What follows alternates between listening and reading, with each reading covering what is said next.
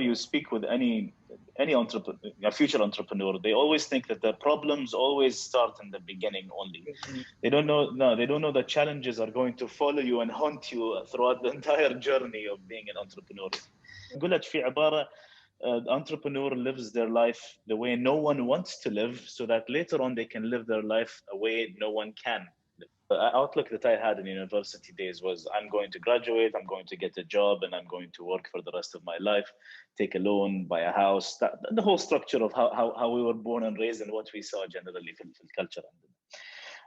But very quickly I realized, and I'll say this very bluntly, I'm not supposed to say this to anybody in university generally, but I dropped out of the university almost 2 years in. I realized, okay, you know what, I know all of this. Don't لا حد يستعجل. I'll come back to what I'm doing right now يعني, فلا حد يستعجل. بس إنها I dropped out university and decided that I want to start working. And I started. I actually managed to land a job very quickly. I started working in a bank called HSBC. I was doing sales generally, so I was one of those annoying people that sells credit cards for quite some time. But funny enough, because I was doing very well in that job, in that position, I got hired by another company, and what the owner of that company was a client of mine that I sold the credit card, and it was in real estate. Very quickly, I was working to sell real estate for people, and when people want to buy those real estate, I would recommend a certain bank to get a mortgage finance for it, and then the owner or the manager of that bank hired me as well. So I was always headhunted and poached in those jobs because I was doing a good job respectively. Same thing, I offered a mortgage solution to a big manager in an investment bank in Bahrain called Gulf Finance House. And that guy was so fond of the way I treated him, he decided to offer me a job in an investment department in Gulf Finance House, and I joined Gulf Finance House in the investment department. That was where my investment experience journey started, started to give fruition more or less. من هناك بعد طلعنا, and we decided that at some point I think I need to change the structure of what I'm doing. Again, it was always I'm not that type of person that wants to sit one place and stay there for 10 years. I think I wanted to constantly change and get a new challenge in front of me to see what I can do there. Right at the time that the financial crisis hit in 2008, 2009, I just didn't, the company didn't sack me, alhamdulillah, but I decided to leave again, and I joined a semi-government entity, and it was in education, Bahrain Institute of Public Administration.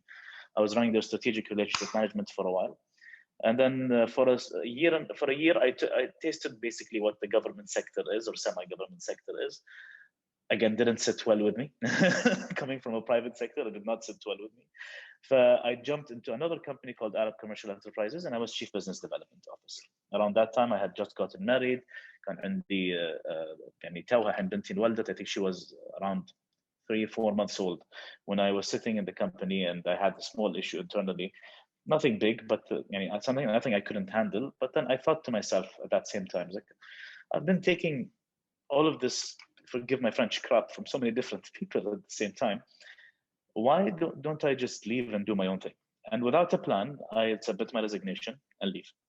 So this was the trigger. The trigger was a small issue that made me think that I can do something on my own and be my own manager and my own boss, and I can do a lot with it going forward. Of course, I thought it was going to be easy. I had saved money. I'm going to jump into it from day one, or just like every other.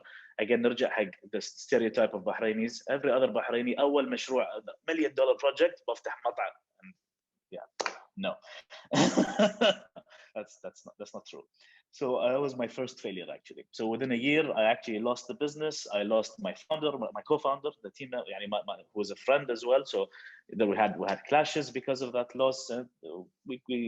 So many things that I managed to learn things like how to maintain the surroundings, who to surround yourself with, who to do business with. At the same time, things about like financing, inventory management, and accounting. This was all stuff that I learned hands-on, as opposed to going through a university and getting it learned. I realized that it was actually such a good step that I took when I dropped out, because if I learned stuff based on the book في الجامعة and I tried applying it في الواقع, بكتشف إن الواقع is different. So it would be more difficult for me to change what I learned في الجامعة, as opposed to let me feed myself all this new information the way it should be من البداية. I'm not saying that was bad. No, I'm saying that this was good to give you a basis, but I didn't have the basis, so I learned most of it in real time. And I failed a couple of times behind it. ففتحت بعدين المطعم فشل. Then I launched another business. I started doing technology, launching a business in tech, which was basically a food aggregation platform حق businesses, B2B connection, called Hanker, and that took 7 months and it failed again. So مرتين كلت طراقات واقعية. which was something that I I cherish. I speak about very proudly because I learned a lot from those two experiences. And then very quickly, not quickly actually, it was a couple of months later, I خلاص فلست. I had nothing in my pocket and كنت في البيت, and I was sitting. I remember I was in the shower banging my head against the wall, fully dressed by the way in the shower, and ثيابي وفيلم قاعد ينزل علي. شنو بسوي وين شلون بطلع فلوس, how am I going to buy Pampers for my kids? And it was difficult, very difficult. بس الحمد لله I received a text from my wife, so I actually give her a lot of credit for this, telling me حسين طق سكرين شوت من طلبات حسين صرت اطلب لنا هاي الايتم, انا باي البيت نتعشى مع بعض. Okay, perfect. So on her way back home, I thought I wish I could just click on this image and it will go directly to cart, and then whoop, recap idea. So that was the first idea that was successful for me. I created a business called Pick-It-Out. The idea of Pick-It-Out was very simple, competed with Talabat for food ordering. But what we did is we had a multi-cart solution. So picture, instead of ordering just from Hardee's only, you can order from Hardee's, Dairy Queen, McDonald's, Arab Raj, all in one cart, like one single order. It will process the whole thing. This was the competitive advantage that we had. We catered to a lot of expatriate businesses. We did so well within the first few months. We managed to get 12,000 orders a week, mainly focusing on the expat community. And because if you're Bahraini, you're not going to remember it, because our core target market was generally expatriates for Bahrain. We raised $1.5 million for it from a Saudi investor. And then very quickly, we were able to sell the business to the same investor. The investor decided ان حسين ابي اشتري البزنس. طبعا انا ما كنت ببيع لان it was too early, بس قال لي ياود هاي تشيك. تخيلي واحد كان مفلس شاف تشيك فيه فلوس قال اوكي. and he gave the company. So that was the step.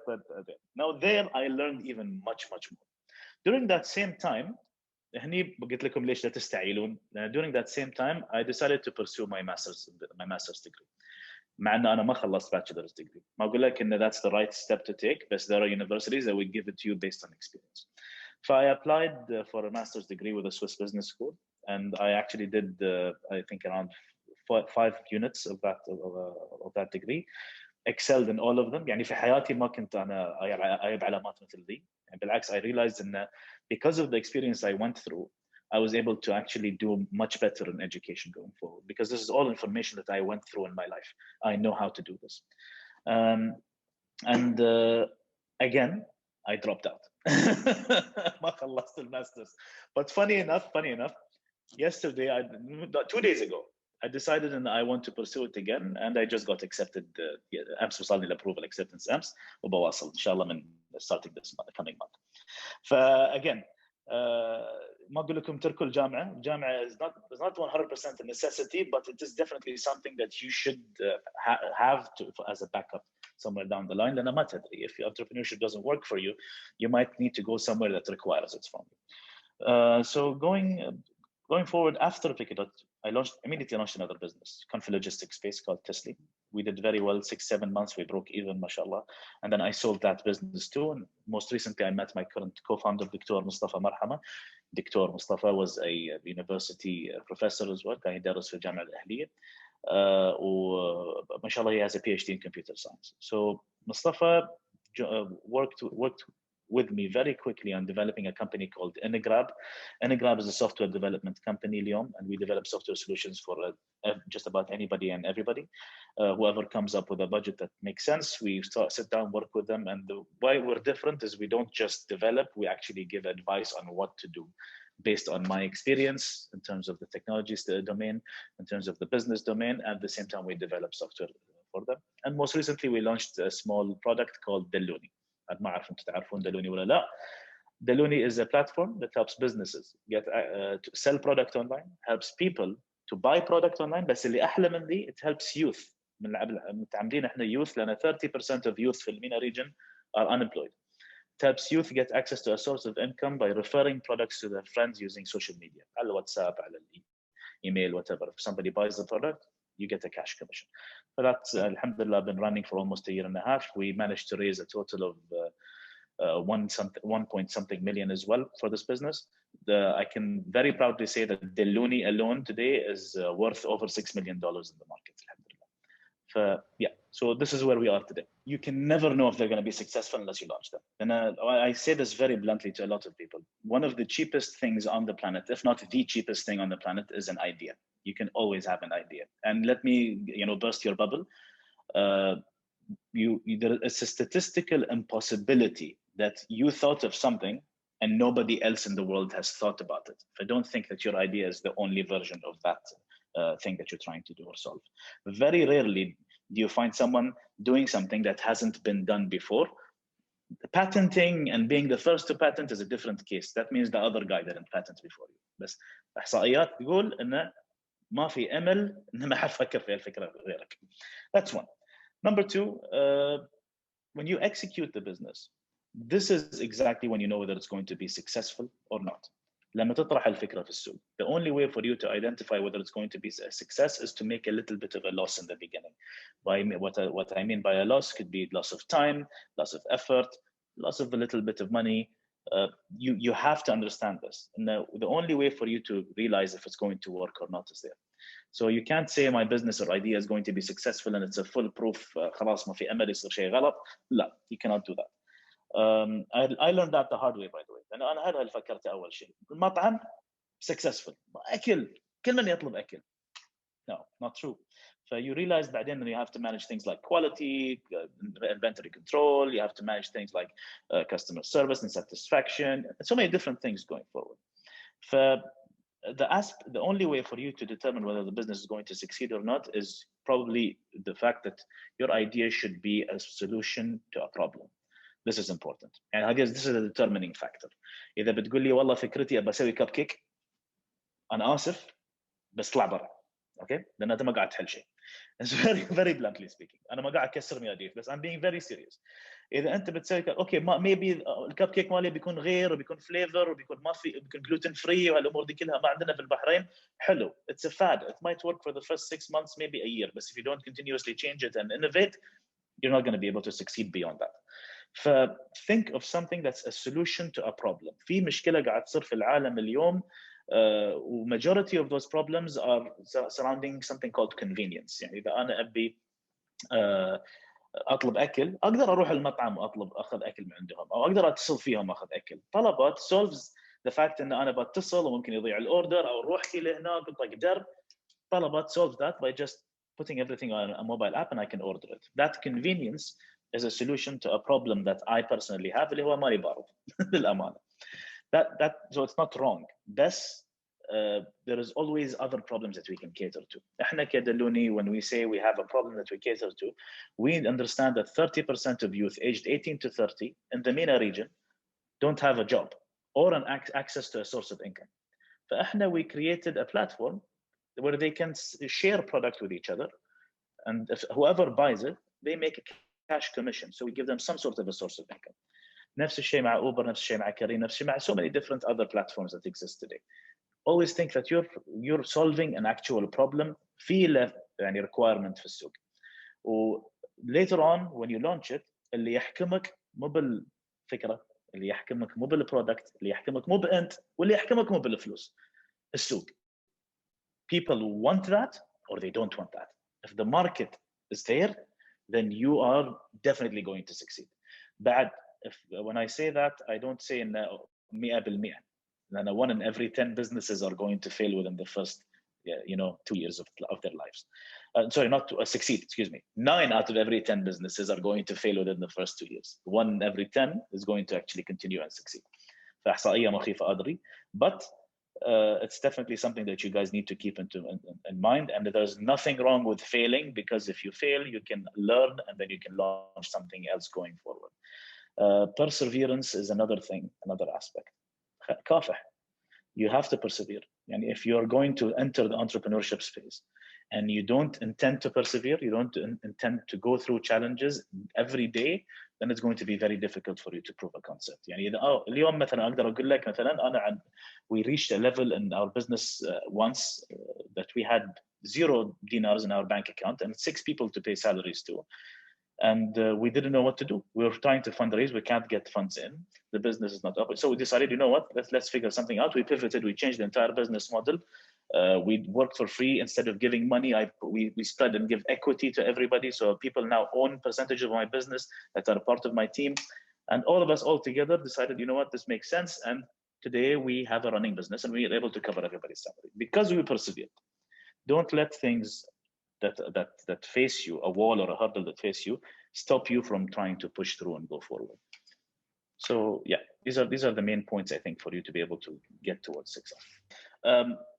You know, the one thing that a lot of entrepreneurs today that say I'm going to enter in the tech entrepreneurship space, they always believe that I'm going to create a mobile app. It's not necessarily the case. You know, it's actually very difficult, a very difficult space to get into, to create a mobile app that's going to be something kept on the phone.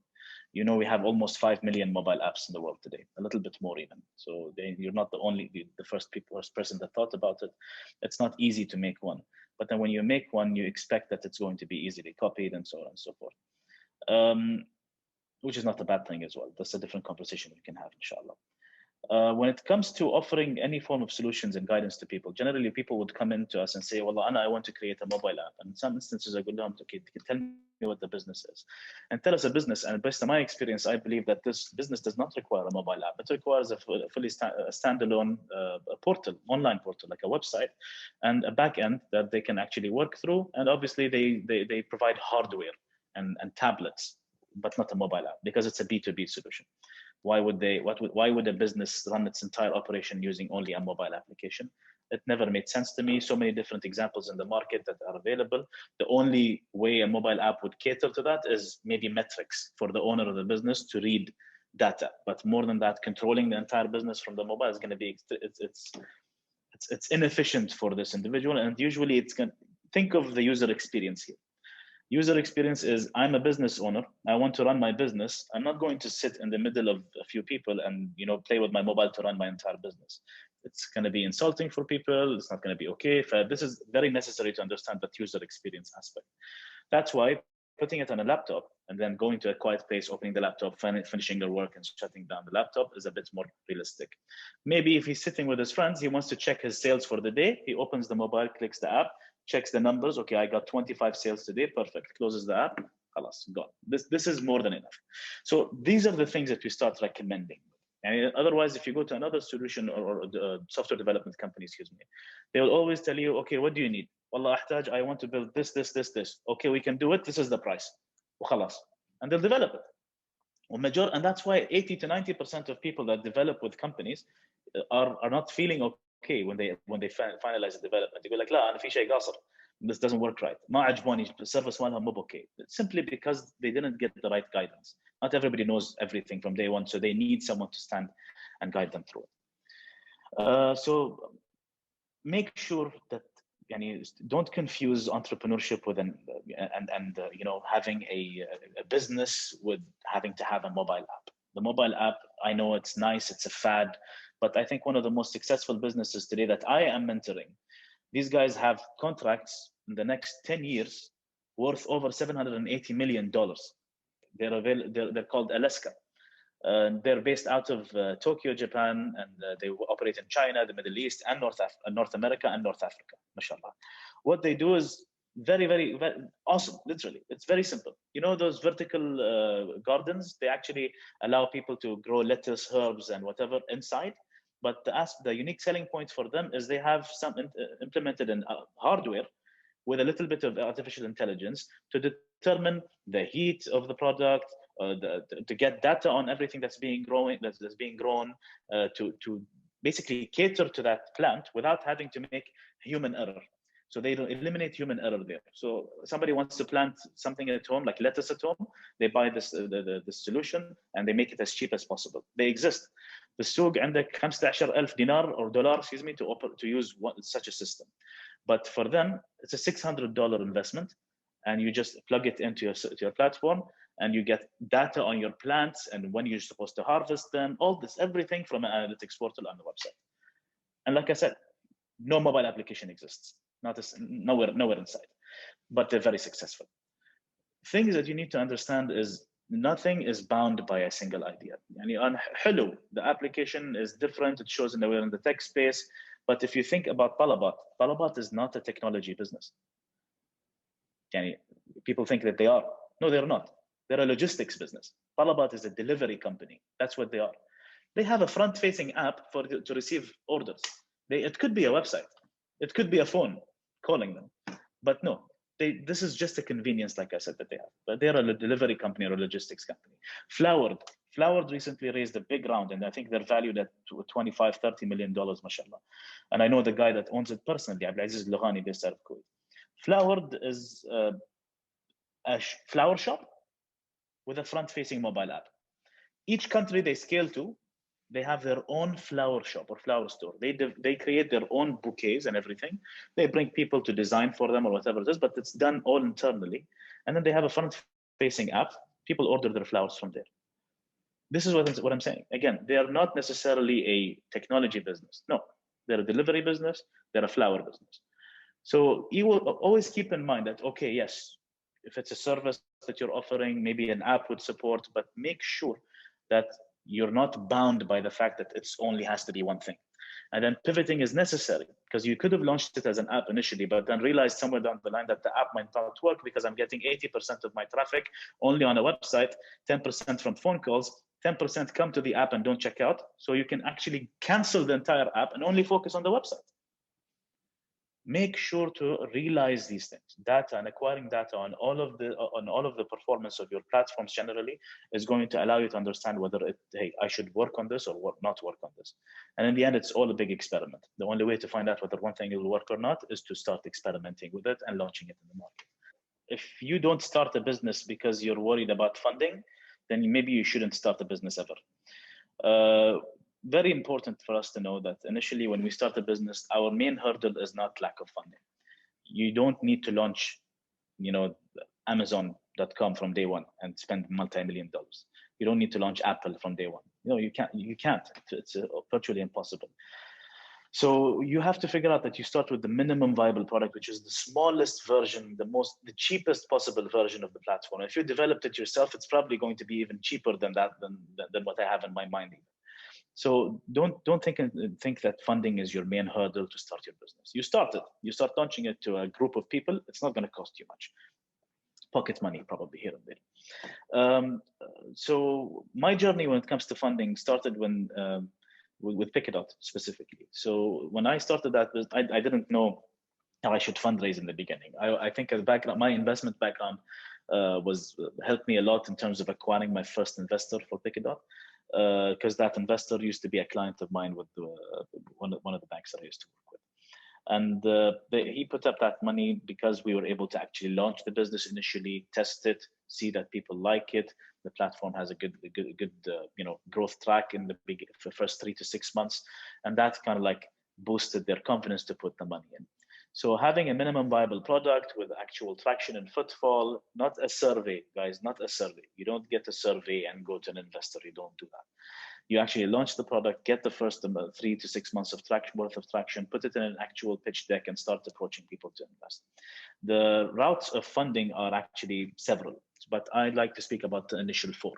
The first funding round is a pre-seed round or an angel round, let's say. So what happened is it comes from generally friends and family or people that are close by. It's small ticket investments. You're talking about $5,000, $10,000, give or take, or dinars in that case, in the beginning, just to start the business and get it off its feet and prove the concept. This is the most risky money because it's the beginning money. This is where you're in the domain where you could be one of the 9 of the 10 businesses that fail in the first 2 years. And then when you launch the business and start seeing traction, you go to the second round, which is the seed round. So seed round can be a combination of a seed investor coming in, or an accelerator and a seed investor coming in together, or it could be separated. An accelerator could be before the seed round, and then they support you in getting the seed round invested. These are two things that you actually take a look at. Now, all in all, in these two first stages, you don't have your own office space. You work out of an incubator, and you start, operating from there and figure out how to grow. Then you jump into the pre-Series A to post-Series A. So the bridge to Series A and then Series A rounds, which is basically a big number.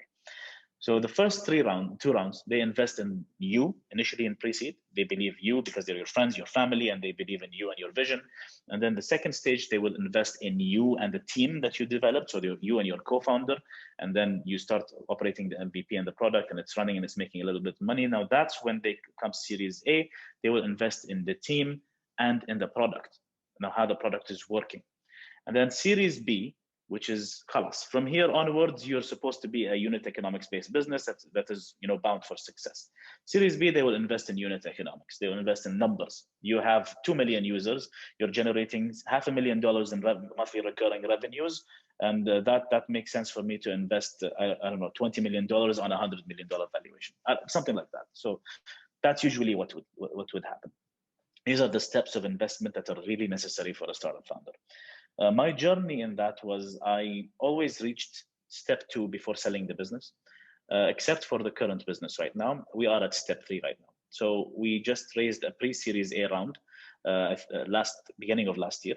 And this year we're looking to raise an official Series A round, which is a big ticket investment that will supposedly take us to a Series B round. Now, during any phase of these, you could pivot the entire business because you see something else working and something else not have a future. So we see that the Looney as an e-commerce portal working very well, but scalability is difficult. We are not, I'm not going to say we're not excited, but we are less excited about the prospects of how big it's going to become as a platform. So we thought, what can we do that's going to make it different? So we launched something called Fwain, which is very new. Fwain as in Fwain.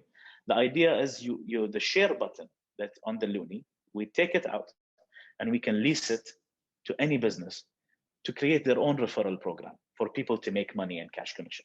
This way, they're not bound by working with us as the Looney. They can do it with their own business. The mall can do it themselves, for example, and they want to refer people to come and buy a certain product that's on offer for one of the stores.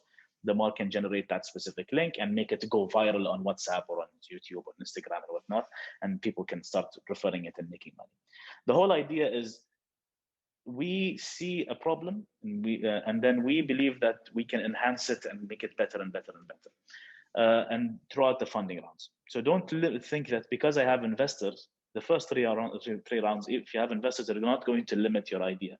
They're not going to limit you whatsoever. They are going to invest in you and what you can do with it. Then at Series B onwards, that's going to be one of the most difficult places to pivot your business. So my journey was, like I said, I always reached to step 2 before selling the business. Step 3, which is the Series A level, is currently what I'm doing. And inshallah, we're planning to go all the way with it. Inshallah. Again, there is always a risk of failure, even for me right now. And I'm perfectly accepting of it. So that's really important to have as a startup founder generally. Mark Cuban, is a multi-billionaire. He's on Shark Tank. Some of you probably saw him or not. It's a TV show that's pretty cool. Mark Cuban says something, and he says that a piece of a watermelon is bigger than a whole grape, right? So you can have a piece of a watermelon, and it's much more than having an entire grape. What he means by that is your business, if you're doing it alone, and you cannot grow it yourself without putting money into it, you don't have the cash to burn and put the money in it, but you have clients using it, and then you're taking that money and reinvesting it, but it's still not enough, and you're not able to grow as fast as you can. The problem here is this: you could be doing a fantastic job. You don't need to fundraise, adi, there's no problem. But the problem is if somebody comes and copies you, and when they copy you, they have access to more funds than you. They have 10,000, 20,000, a million, 2 million of funding that they can put into the company. They will immediately eat you up. You won't be able to grow. You won't be able to scale. You'll just be that small grape that eventually will be eaten and disappear. But then when you start running towards fundraising and trying to prove the concept even further, you have more cash to burn to grow as fast as possible. You have more grounds to scale your business. there is a difference between having a business that's growing and having a business that's scaling. Scaling means it's growing so significantly, and you're able to move it from step 1 to step 2, step 3 to multiple countries, multiple locations, cater to 10,000, 50,000 clients at the same time, as opposed to catering to the first 10 that you believe in and everything. This is just a proof of concept in the beginning.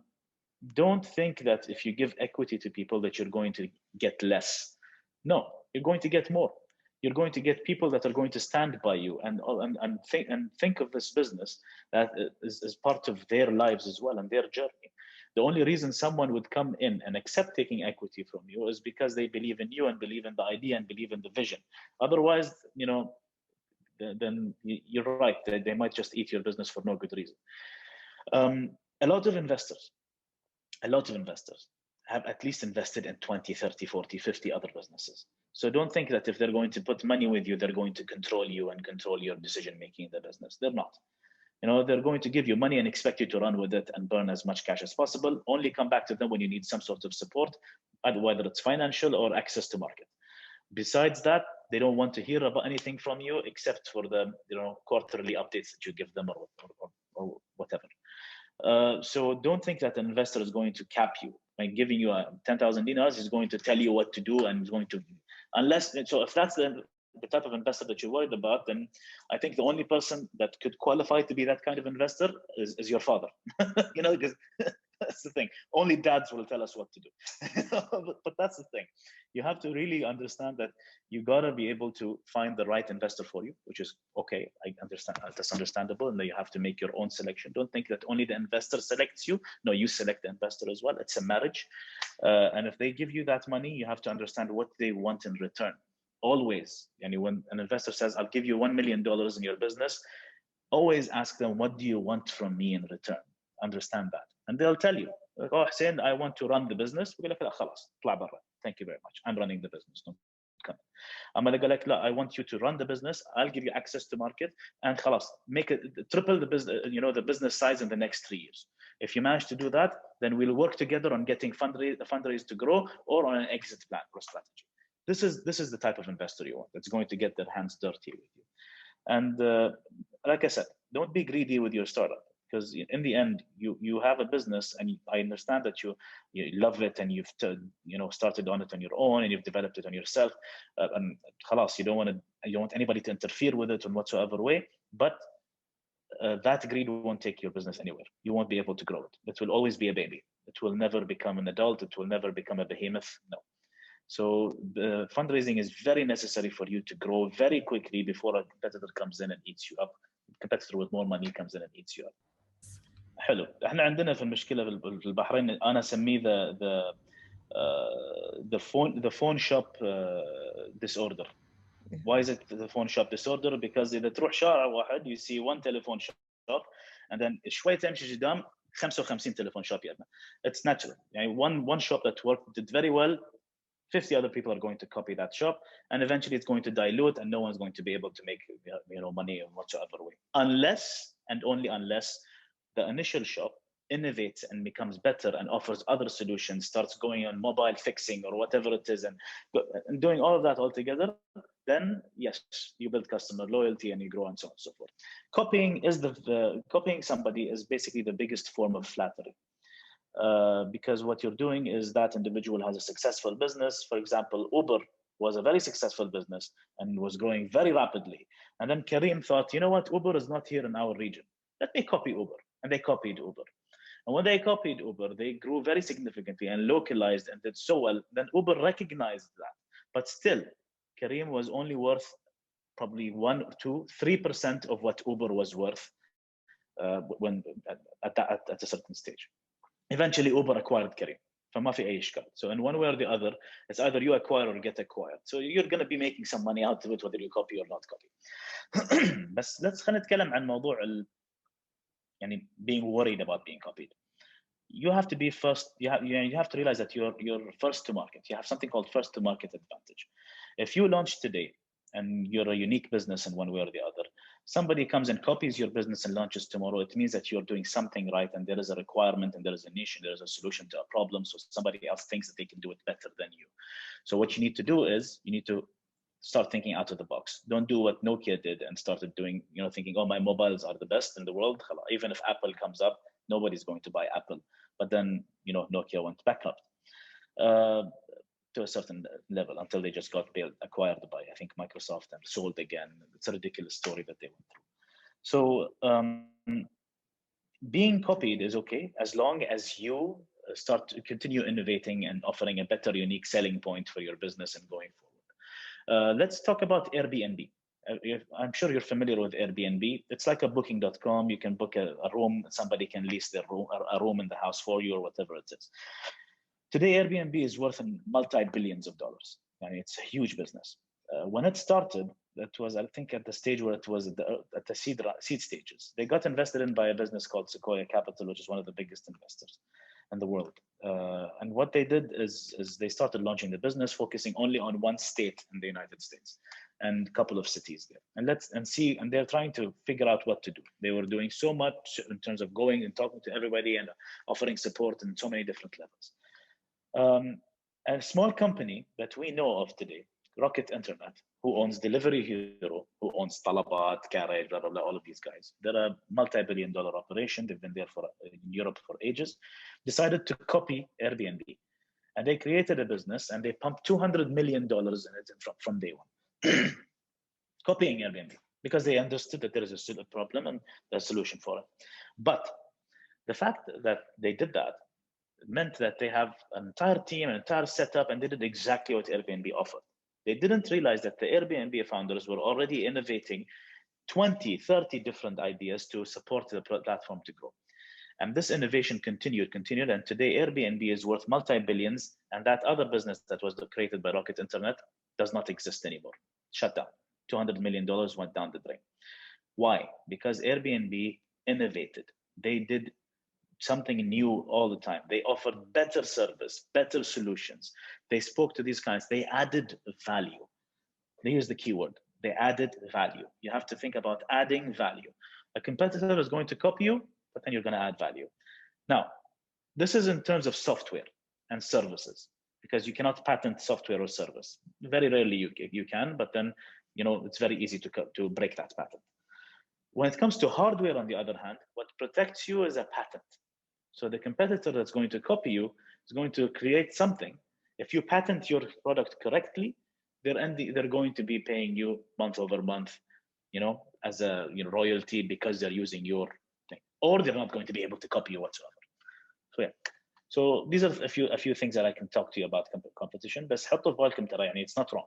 بالعكس تتكلمون عن 8 مليار شخص في العالم, 8 billion people. You're bound to have someone that's copying your business or doing something similar to what you do. That's why it's a big competition. That's why there are challenges when it comes to entrepreneurship and the whole journey, in a sense.